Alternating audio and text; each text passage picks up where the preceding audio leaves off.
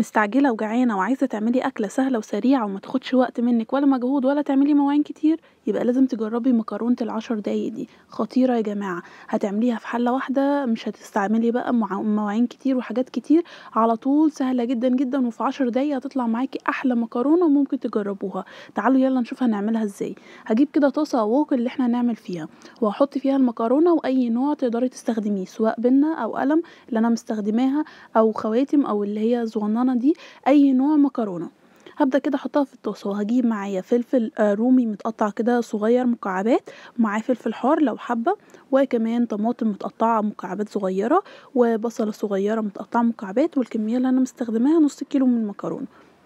تقدري تستخدمي برضو اي كميه انت حباها، ومعلقه صغيره من الثوم المفروم، معلقتين كبار من صلصه الطماطم، ومكعب من المرقه، ونص معلقة صغيرة من الفلفل الأسود، ونص معلقة صغيرة من الكزبرة الناشفة، ومعلقة صغيرة من البابريكا. دي كده كل التوابل. هحط عليها كمان معلقتين كبار من الزيت، ده كله كده على البارد، انا لسه محطتهاش على النار. ومعلقة صغيرة من الملح حسب بقى انتي بتحبيها ايه، وكوباية صغيرة كده من عصير الطماطم اللي ضاربينه في الخلاط او جاهز ايا كان عندك. وهجيب بقى كده خلاص كده كل المكونات حطيناها على بعض. هجيب كده المية بتاعتي تكون سخنة مغلية، وابدا ان انا ازودها على المكرونه لحد لما تغطيها بالشكل ده، يعني فوق كده المكرونه بحاجه بسيطه. واقلبها كده واحطها على النار بقى، واغطيها كويس جدا، واسيبها 10 دقايق تستوي. واثناء ال10 دقايق انا بفتح كده كل شويه، بتاكد بس ان هي مش محتاجه اي سوائل تاني.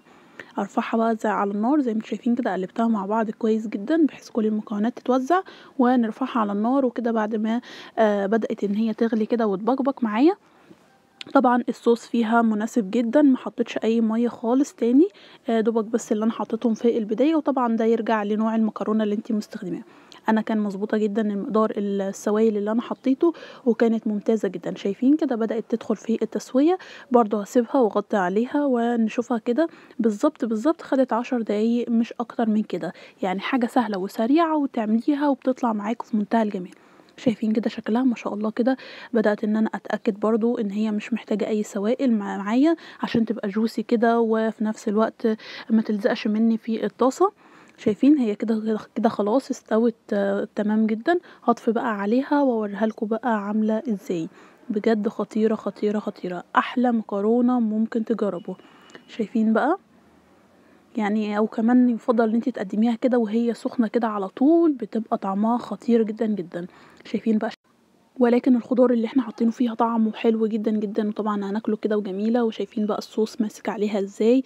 وزي ما قلت لك تقدري تستخدمي اي نوع مكرونه، تقدري لو انت حابه تحطي فيها بروتين تقدري تحطي فيها اي نوع فراخ تحطيه، يعني مستوي عندك، صدر فرخه بايت، لحمه بايته، تقدري ان انت تقطعيها فيها وتحطيها، وبتتقدم ما شاء الله كده. يعني انا سبتها كده قدمتها كده بنفس الطاسه، سهله وسريعه جدا. يا رب الفيديو يكون عجبكم. لو عجبكم ما تنسوناش في اللايك والشير والسبسكرايب، واشوفكم ان شاء الله في فيديو جديد ووصفة جديدة. باي باي.